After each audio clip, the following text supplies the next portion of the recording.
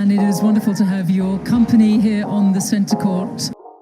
All Blacks under big pressure again. Dupont slings it across to Mac. Neymar leaves it for Messi. Back with Messi.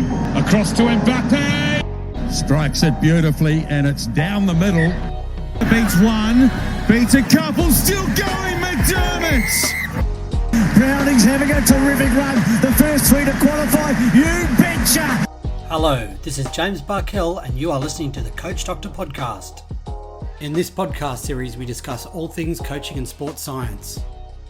Each episode will feature prominent coaches on the front line of their sport and some of the world's leading academics who research what it takes to get the W. If there is an aspect of your coaching that needs some assistance, you can always count on the Coach Doctor to add life to your program.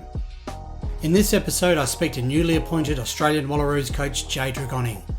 We discuss the team's preparation leading into a World Cup year and the growth and development of women's rugby union in Australia. G'day Jay, thanks so much for joining us on the Coach Doctor podcast today. Just quickly let me know where you are at the moment and what you've been up to. Yeah, thanks James. I'm based in Wollongong. I grew up down here and obviously moved back when I secured full-time employment in the teaching profession down here about 18 years ago or so. So I work at the Illawarra Grammar School and as primarily a PDHPE teacher, but I've had different leadership positions at the school over the last 10 or so years down here. Can you give me a quick background to your playing history and how you got into coaching? Yeah, so I was a little bit different. Like I didn't get into the game till I was about 13. I went to a local public school and that down here, and was fortunate enough that I was playing a little bit of rugby league for the school. Never really played contact sport before, and a science teacher at the school tapped me on the shoulder and asked if I wanted to come and try rugby for one of the local rugby union clubs, and fell in love with the game, and I haven't looked back. So obviously I owe a lot to Collo, Graham Collinson-Smith, for his introduction into the game.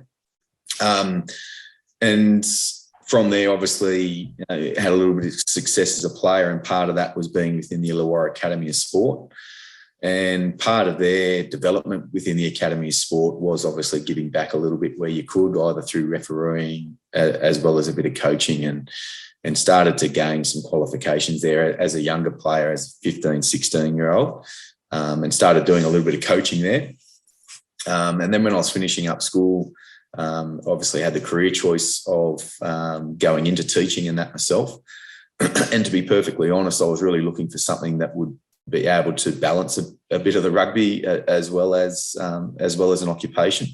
And then throughout university, I did a fair bit of work with, as well as playing, did a fair bit of work with local development officers down here and also up at Southern Districts, where I was started to play Colts up there. So started to get into coaching that way, as well as helping some teams out, but not on a full-time basis.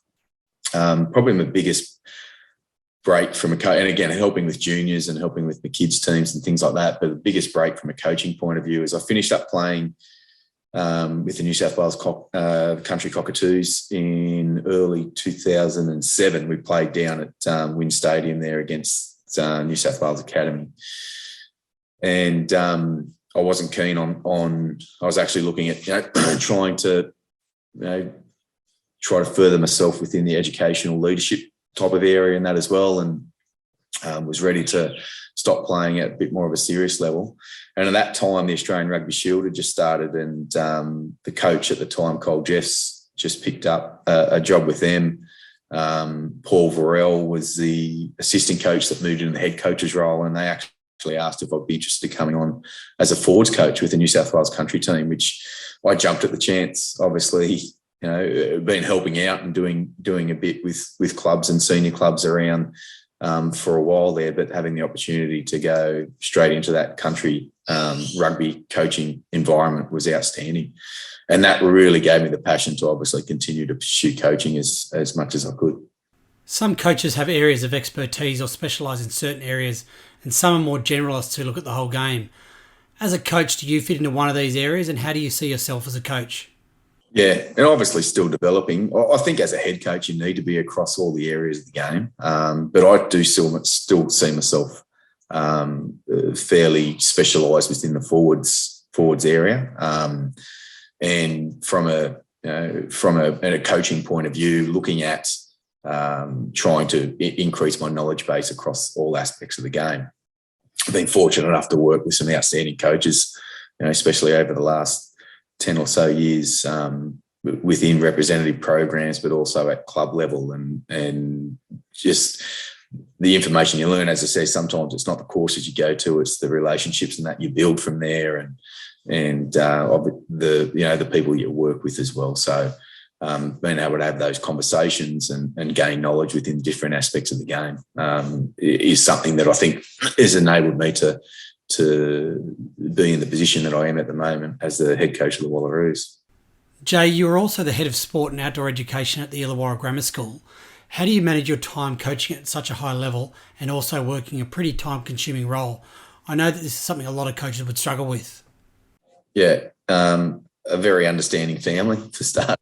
Look, I was thinking about this point for a little while now, and ever since I've been working, I come straight out of uni into full-time employment, and ever since then, like, rugby's been part of my life, either as player and again trying to play as high as I could, which we know how much time that takes up as well, and then obviously in the coaching aspect. So I've always seen rugby as obviously the love of the game, but a genuine option for obviously a hobby that could lead into employment and that as well. And obviously there's a lot of people that are in the teaching profession that might have other little, part-time jobs and hobbies and interests in that as well. And I think teaching allows you to do that. From a leadership point of view, it becomes a little bit more difficult with the extra time and responsibilities at school. And then obviously, going into a position at such as the Wallaroos, where you, as a head coach, and there's a lot more responsibility in that there. I'm at that stage now where it's going to be, well, I couldn't see that as going to be too demanding to juggle. So I'll be stepping down from leadership roles at the school, and the school's been very, very accommodating and helpful in allowing me to remain as a full-time teacher at the school throughout this process next year and having time off. But I know in myself that from a leadership point of view, I wouldn't be able to give or do both jobs justice at all. So time management wise has always been pretty good. Obviously try to get up and get cracking on the day and try to get through as many administration tasks as I can before the even school day starts, I suppose, and seeing what the day has, what the day holds. But and then usually from a rugby point of view, and especially club footy as well as even at the moment, it's a lot of after hours, so to speak. So the Wallaroos of Rugby Australia's indicated that the role would be equivalent to roughly 10 to 15 hours per week. Sometimes that would be the case. There's going to be times, obviously, where that's going to be a lot more demanding as well. But again, a few nights a week at the moment, it's been going okay, and I've been able to keep on top of everything at the moment. In terms of that 10 hours per week, would that be split up between time on the training paddock and the administration tasks involved? So it's kind of average. That's what they say, average itself out over the year. So there's going to be times where we're in camp where we're spending a lot more time than that. And there'll be times where it's going to be a little bit quieter. Obviously, I see the role as an opportunity to obviously be more involved in that high performance area and the possibility of getting into coaching on a full-time basis if that's somewhere that I want to pursue after this challenge. So the time that I put into it, again, it's hard. Like, we've always kind of thought about, the time that you actually spend on rugby. And I remember chatting to guys at South who, obviously work out so the little money that's sometimes involved in it and the hours that they put in and working it out an hourly rate of pay. But it's the amount of time you put in is, I don't think would ever, again, because you love what you're doing, you want to be as successful as you can. I kind of see it as a genuine part-time job at the moment where we're dedicating the time to build relationships and get to know people where we can via Zoom and things like that as well. So there's been a lot of hours in that already put in, but as I said, it definitely doesn't seem like a chore for me in regards to an hourly rate type of thing as well. And look, I think from my point of view, and obviously I've been involved in Southern Districts for a few years now. Stepped away at the beginning of this year again due to the ongoing work commitments and leadership responsibilities at school. But and Souths have been really good in my development and the opportunities and that I've got there. And they were very conscious of me not being out of pocket with travelling up and down the mountain and things like that. But again, the time that you put in is obviously, that's why I say it's a poorly paying part-time job that I love doing. Yeah. It kind of makes up for it. And then you have to balance family commitments on top of that as well. Absolutely. Yeah, absolutely. As a head coach, what do you look for in an assistant coach? Is it someone with a different skill set in terms of technical or tactical areas of the game? Or is it more to do with a different personality that might bring something you don't bring? Yeah, it definitely, personality's got a big aspect in it. From my point of view, it's more making sure we're getting the right people that can convey the message that we're trying to achieve. And it's not trying to convey my message through another voice. It's them bringing their own ideas, their own influences on the team. But I think having that educating background or that personality that enables people to, build the trust with the individuals and be able to convey the message is important. I'm really big on obviously bringing in people that are going to challenge me and make me better as well. So it's definitely a case with the appointments that were currently made for the Wallaroos assistant coaches. The two people that we're getting in are definitely going to challenge me in the way that I think and be able to have good, honest conversations about what we're doing, what we're trying to achieve and how we can do it better. Joe, do you think teachers make good coaches in general? Absolutely. If you look across the board of, some of the most successful coaches at the moment, they've got a bit of a teaching background. And it doesn't mean that you have to be a teacher to be a successful coach, but, coaching and teaching in the essence is the same thing. I've always found that, I'd go to a professional development day for teaching and take away sometimes more things for coaching. And then sometimes I've been at coaching courses where I've grabbed some things that fly straight across into the education system as well. So for me, they go hand in hand. And I think as teachers,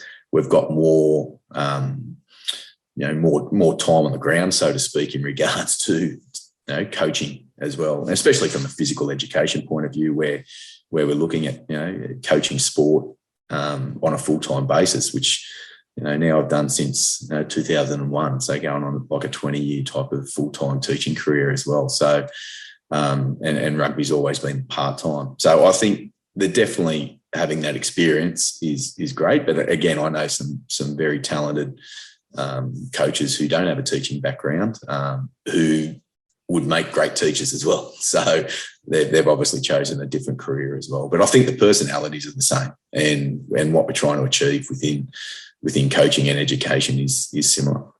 Obviously, COVID has hampered a lot of the preparations for the Wallaroos in 2020, 2021. How much work have you got planned for the girls and how much have you already done? Yeah, unfortunately, we haven't been able to get together yet. And again, especially due to different state restrictions and that are going on at the moment. We were planning on having a camp in December, but we've pushed that back to January. So that'll be mid-January will be the first time that we actually get together, which is, again, obviously coming in and starting the position mid-September, beginning of October is a long time to actually try to get things going without actually physically, being involved in coaching a session. The players had been participating and were still up until last week participating in state-based pony training sessions. So the pony was the players of national interest that were selected after the national championships this year. So they were participating in their training groups and again had a lot of in preparation for games or a possible tour at the end of this year, which is obviously hasn't eventuated, but they've been training fairly hard. So I've just kind of come in and looked at what they were doing and adjusted that slightly. But they're all started to move into their Super W programs as of this week. So they'll immerse themselves in the state programs with a bit of guidance and that from us. And I've sent out some things to the Super W head coaches. I had the opportunity to go up to some of the New South Wales pony sessions last week and the week before, and had a good chat to Campbell Aiken and Maddie Everett, who help look after the Super W program in New South Wales. Scotty Faber, one of the assistants, was down at the Brumbies last week and popped into the Brumbies session. And Sione Fukafuka is up at Queensland as the other assistant coach for the backs coach. So he's popped into the Queensland session as well. Again, not trying to dictate to the Super W programs how to operate tactically, but giving them some key areas technically and obviously, and especially physically, on where we want the girls at. My biggest thing, and I'll express that to the players as well, that the current pony squad was obviously selected before I was appointed to the head coach's position, and we want to give those girls and those players the best possible chance to put their best foot forward as well. But there's going to be a big focus on the Super W program next year. And so we'll have a camp in January. Then the Super W program will be the main focus until it finishes. And then we'll reconvene with a newly selected squad after that. And as I said, hopefully the girls that are in the current squad make it, but it's open to every player that's going to be playing in Super W to put their best foot forward as well. How have you started the communication process? Have you been in chats one-on-one or via a Zoom group chat? Yeah, so as soon as I was appointed, we had a group Zoom where I was introduced to the playing group, and from there, over probably about a week and a half, 2 weeks, I had an individual catch up with the 40 girls that were in the pony squad via Zoom, just talking about obviously where they were at, motivation levels with games being on then off, and not having a full clarity on everything that was happening throughout the year, and then obviously where they're at the moment, what goals, what ambitions they have, and moving on from there. So that was really positive. As I said, I had the chance to get up to the New South Wales girls last week, and having had those individual chats, you already had that little bit of connection with the girls and could understand and start, picking up where those kind of conversations over Zoom left off as well. So, so that was a process initially. So I've touched base with all the players, obviously touched base with the Super W head coaches and the program managers as well. Then as I said, the main focus now is them, training within their Super W programs to make Super W as competitive as possible. It would be great to have a really strong Super W competition, and it seems to be getting better and better every year in terms of skill set, overall technical and tactical abilities from the girls. And I guess the great thing for women's rugby is that the gap between New South Wales and Queensland and all the other states seems to be narrowing, and they seem to be getting closer and closer each season. I spoke to Alana Thomas a few weeks ago as well about her role at the Melbourne Rebels, and it's great to see the steps they're taking, both within paying the girls and also the on-field improvements. It should make for a really exciting competition coming up. Absolutely. And coaches like Alana in that space and the passion and the dedication they have for trying to improve women's rugby is outstanding. I've had a few conversations with Alana as well, and really looking forward to working with her throughout this Super W program and obviously after that as well where we can. So, the passion and the drive is there. We just want to try to promote the game as much as we can so we can try to get the best players attracted to the game as well. What do you think about trying to attract new players from other sports? I know it would be silly to fast-track them before a World Cup that's just around the corner, but maybe long-term, like a netballer who plays goal defence, might make a really good line-out specialist. Is that something you've considered or not yet on the radar? It's not fully on my radar yet, exactly from that point you just made. I think that the time frame leading into the World Cup next year is going to be difficult. But one of my main goals and ambitions within this role is to try to make rugby the number one sport for girls who want to play a contact sport. And if they want to have that opportunity to be able to move into rugby and move into that space, I'm more than happy to try to accommodate them somehow and see where it works. I think with the development of women's sport in general, obviously NRLW is taking off, the AFLW is taking off as well. So we've got that competition within that contact sport area. I think we've really got to, we start looking at how we try to attract those players to our sport before they, especially if they've got an interest in it. And obviously the opportunity from a national level in regards to seeing different parts of the world and playing in important competitions across the world is a major draw card. But we're in a situation and environment where women's sport is starting to become more professional where we can, and I don't think we want to be left behind within that either. So a lot of those things are obviously out of my control, but from next year, we really want to build a team with players that have a good knowledge base of the game already, to be able to make those important decisions on the field and be comfortable within those decisions.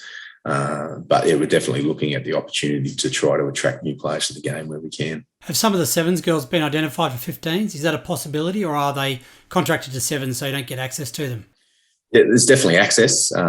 They've got a big year next year too with their World Championships, the Com Games, and their series is actually qualified for the next Olympics as well. So they've got a massive year next year. But I've been in contact with the Sevens personnel and they've been great. Like, at the end of the day, if the girls want to participate and have a crack at the Rugby World Cup in the 15s side, we're going to try to make that happen where we can. And they're not saying that they're going to be automatic selections in that there either. And we need to be able to see them to play the game. But to be able to get access to the girls who are already training in a full-time professional environment within rugby is going to benefit our team as well. So, yeah, we've definitely been in contact. Good, open, honest conversations and building a relationship there with the Sevens guys and seeing where it can fit best for both programs. At the end of the day, though, the girls are employed by Rugby Australia to be part of that Sevens program, and that will take obviously precedence where there's major competitions and that as well. But the Sevens management have been really great and upfront and honest about providing opportunities for the girls that do want to have a crack at this World Cup next year. How do you go about planning for a World Cup style tournament as opposed to a season where you play weekly games for over 20 weeks? Do you do anything differently? Well, I think it is. Like obviously our first game in the World Cup's against the Black Ferns. So it's not something that you're going to be building into the season with either. We need to be on form, having combinations and fielding the best team as soon as we start that World Cup. So look, we were going to be fortunate enough that it probably is going to be a fairly lengthy season next year, obviously after Super W, and again, the importance of that and building momentum into the Test series. We'll go into the possibility, and again, nothing's been fully confirmed yet, but the possibility of a camp with a couple of Test matches, then into the Pacific Four tournament, which has been confirmed, which involves New Zealand, Canada, and the USA. So again, like top six opposition there, and then into the traditional 2 Test match series against New Zealand as well. So we'll be able to, we'll be playing against New Zealand 3 times before we actually see them in the World Cup, and then move into the World Cup after that as well. So it's going to be a fairly lengthy season and a fairly top-heavy national program. And the girls, unfortunately for some of the clubs, they mightn't see much club footy in that next year, but there were definitely opportunities for them to get back into their clubs in between those Test matches. So from a planning point of view, that's all part of our planning process as well. So we will obviously be aiming to peak come World Cup time and have combinations and that selected there as we move into that. But we've got it's probably going to be the biggest Test match season that the Wallaroos have ever seen, I think, which is only going to benefit us, and obviously not taking away from the disappointment over the last couple of years of them not being able to play a Test match, but having this preparation leading into the World Cup next year is going to be good. So how many Tests would the girls be playing between the start of the season up until the end of the pool rounds of the World Cup? to the end of the pool stages, you're nearly looking at 10 test matches for the year. Wow, that's a lot of games and some good preparation for the Wallaroos. Yeah, it's like nearly, obviously, if you're looking at a club point of view, it's probably nearly just over half a season worth of footy there. Yeah. So, yeah, it's definitely going to be and obviously our aim is to make it all the way into the final there, but it's good that the way that they've expanded the Women's World Cup is that they've got quarterfinals, semi-finals and finals this year as well. So there's an opportunity there for some more games at the back end of the World Cup as well. Mate, I've been watching some of the women's internationals on Stan Sports, and England look like they're in a pretty rich vein of form. Who do you see as the main competitors in the upcoming World Cup? Yeah, definitely England's on top now, aren't they? Like the way that they've, the last 2 weeks, the way they've played against the Black Ferns has been outstanding. Talking to our head of performance and the assistant coaches, and then we watched the game, they kind of played a similar game that we had targeted to try to play against the Black Ferns as well, with the speed of play. That they, just tried to find some spaces within New Zealand defence. The Black Ferns set piece within the first game definitely wasn't at their best, and I know that they're going to improve massively throughout next year as well. And the Wallaroos had never beaten the Black Ferns, so that's one of our first type of challenge in that next year where we can. We obviously see them 3 times before the World Cup. We only really want to have to beat them once in that World Cup pool, but obviously the ability to be able to beat them before that will be outstanding for the girls' confidence as well. So New Zealand's definitely still up there as well as England, and then again Canada and the USA, and again having the opportunity to play them within that Pacific Four tournament before we get to the World Cup is going to be beneficial as well. So to me, they're probably the top 4 there, and obviously never write off teams like France. So there's definitely a competitive program. I think at the moment we're sitting about 5th or 6th on the national rankings. I think things are being adjusted with these the autumn series that's going on over in the UK at the moment. But we're realistically that's where we are at the moment, and that's where we finished off in 2019. So we need to hit the ground running next year and to be as competitive as possible. What can we do to catch up to the New Zealands and the Englands who have been playing pretty regular top-level competition and internationals? Yeah, I think our test schedule and programming next year is definitely a step in the right direction. Obviously, it's going to be a World Cup year, and there's been a big emphasis on that. But I think from a continuation after the World Cup next year is the regular test matches where we can, and a genuine competitive state-based competition that enables the girls to have hard, fast, quality rugby week in, week out for a prolonged period of time. The more competitions, the more competition the actual players get within those competitions is going to make them better rugby players. So I don't think the Premiership Championship, the professional Premiership Championship that's been happening in England this year has been a good stepping stone for English rugby as well, and you can see that the players have benefited from that. There's been a lot of USA players as well as Canadian players playing in that competition as well. So having a state-based program that enables the players to immerse themselves in it would be definitely a great starting point in catching up with those nations. But again, our big focus on our World Cup preparation, I think we've probably got as good as what we could probably get it, the way it's looking at the moment, starting after the Super W program next year. Do you try to build some cohesion and some combinations in those 5 or 6 games before the World Cup? Or are you going to do a bit more experimenting, looking at players in different positions, trying a few different combinations and maybe resting some of the key players in some of those early games? Yeah, I've had numerous different thoughts on that. A big part of me is it's obviously a national jersey and you don't want to give caps away. The players have got to earn those caps. But we do need the depth within the squad and the experience within the squad as well. So that's my big dilemma at the moment. And obviously we've got a little bit of time to think about it.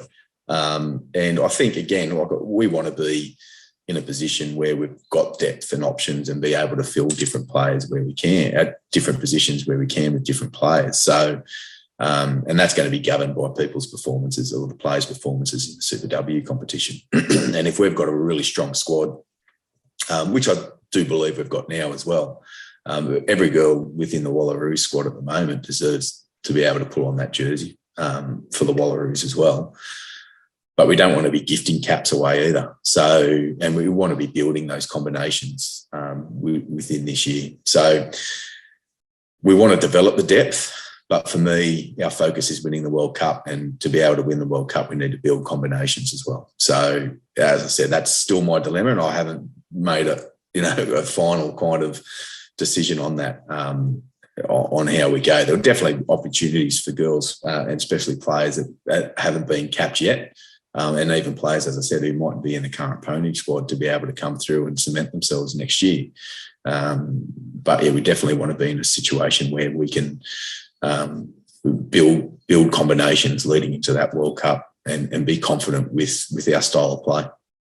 You've had a brief stint coaching the Wallaroos in the past. What do you see as the main differences from then and now in terms of the program, access to the girls, general skill level and professionalism? Look, to me, since then, the introduction of the Super W in 2018, I think was the first season, has been a major step forward in regards to, as I said before, getting regular, good competition for the players and making them better players within their states, which is going to make them better national players as well. So that's been a major improvement since I've last been involved and since the last World Cup in 2017. So with the disrupted year last year and this year from a Super W point of view, it's again the big focus on that going forward for next year and their preparation within that, and obviously a bit of the depth,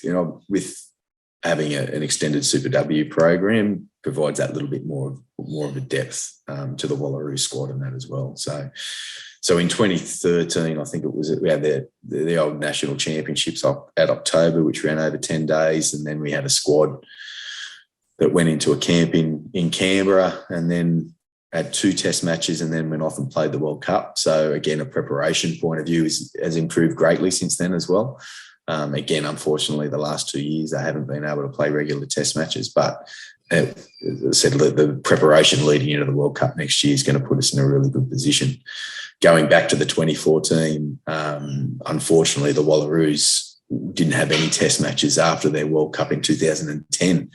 So 2014 was their first test match in 4 years. So trying to, again, develop new players and see who's there and build combinations. But we only had 2 test matches leading into the World Cup before we played our first World Cup game. So we definitely, as I said, the program being expanded and the addition of Super W has probably been the 2 main things that have progressed the game forward.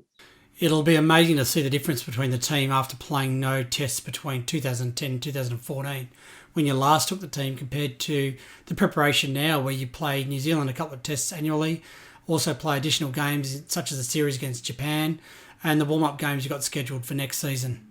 Absolutely, yeah, for sure. Jay, you've coached the Australian schools and under-18s and Shute Shield rugby before.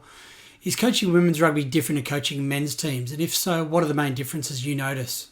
The main difference that I see, and a lot of people talk about it all the time, is the honesty and the questioning and the communication you get back from the players. Sometimes you can probably get away with being a little bit more of a dictator within the men's game and be able to, although you're asking for questions, you mightn't get much back sometimes.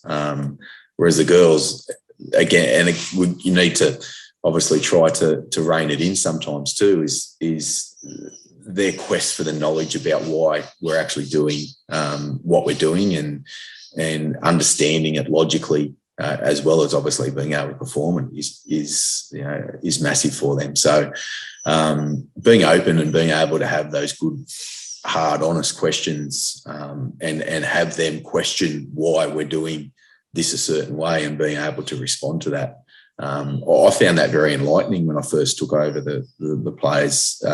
First had the opportunity in 2014 with the Wallaroos, in that it really made me, think about, okay, what is the reasoning behind this? What is the purpose behind this? What are we looking at here? So being able to be open to that is a massive difference.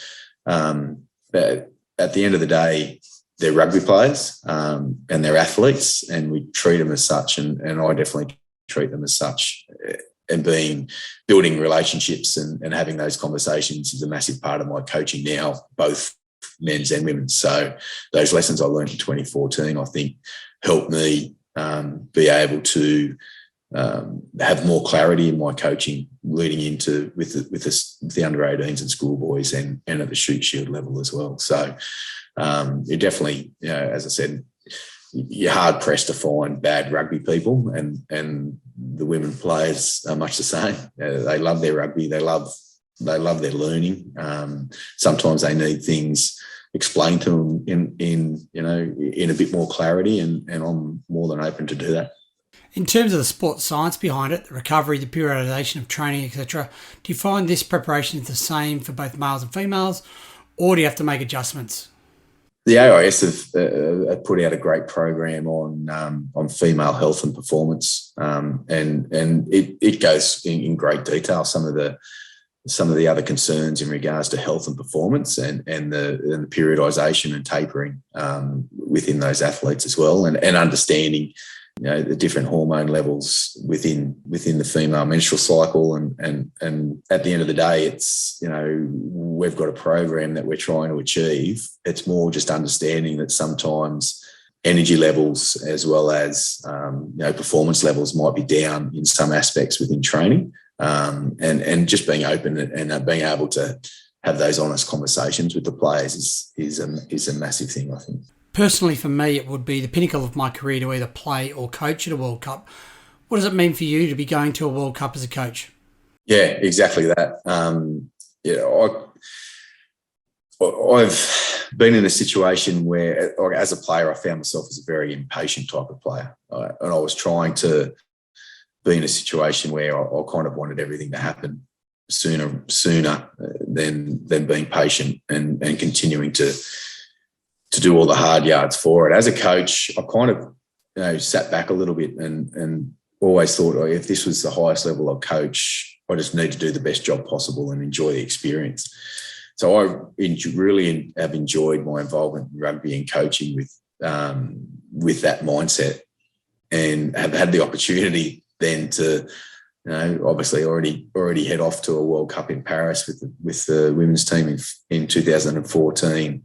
And then be able to be part of Australian schoolboys and under 18s in their quest to beat New Zealand, which we did in 2019 as well. So I think having that and being able to enjoy the coaching experience is my first and foremost priority. But going to a World Cup and being on that stage and then again, going to the World Cup isn't the end goal there.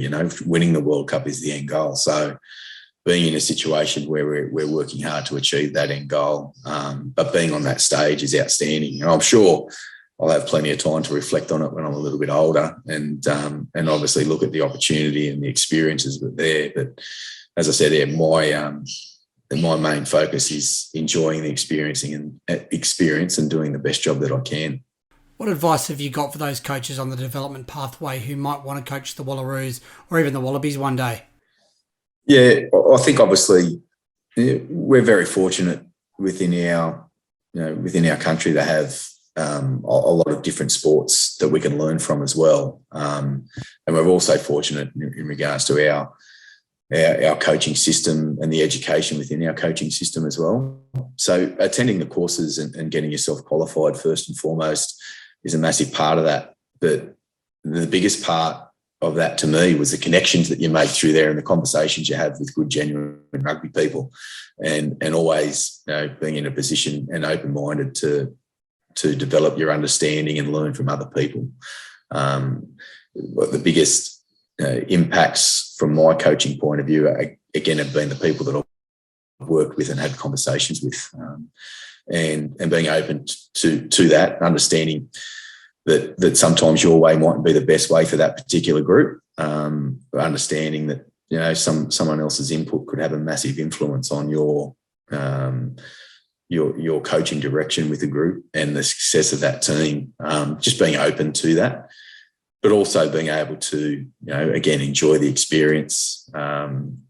As we've always said, like professional coaching opportunities in Australia are fairly thin in regards to the number of them. You'll find a lot of coaches who are coaching at Shoot Shield level, as well as obviously other states. You know, the Hospital Cup in Queensland, John Dent down in ACT are doing it as a part-time capacity and holding full-time jobs elsewhere, and they do it because they love their footy. And again, first and foremost is being able to really immerse yourself in something that you enjoy doing and continue on that learning journey with that. As a head coach or as an elite coach, can you be open to getting things wrong? Yeah, every day. I think it's important. It's important to make mistakes. Look, you're hoping that you learn from the mistakes to minimise them on the big occasions. But a lot of my learning within rugby, again, is from, you know, different things that we've tried to do and things that have worked and haven't worked. As I said, working with some exceptional coaches that we learn from, you know, successes and mistakes together. Learning from coaches sometimes that you probably don't want to replicate exactly what they do, but you're still learning from them and what kind of influences that had on the group as well. So, learning, trying different things and making mistakes is all part of that learning process.